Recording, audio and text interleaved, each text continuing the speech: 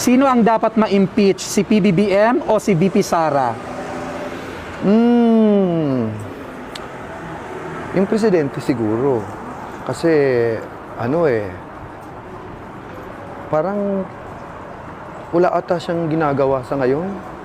Sa pagkakaalam ko, nga hindi ako nakapag-comment nga kung anong opinion Wala Wala talaga. Nung umuwi ako nung 3 weeks ago sa Pilipinas, mas lalong humihirap ang Pilipinas talaga.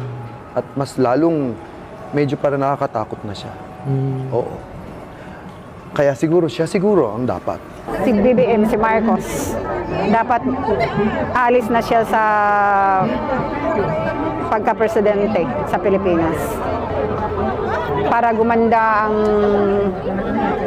ang buhay ng mga tao. Si PBBM and all his cohorts, mga alagad nila, lahat sila, dapat matanggal na sila dyan. Ay, bawal nga pala sabihin yun. BBM, si Marcos, Ferdinand Marcos ang dapat i-impeach. Diba? Of course, sino pa ba? No other than PBBM.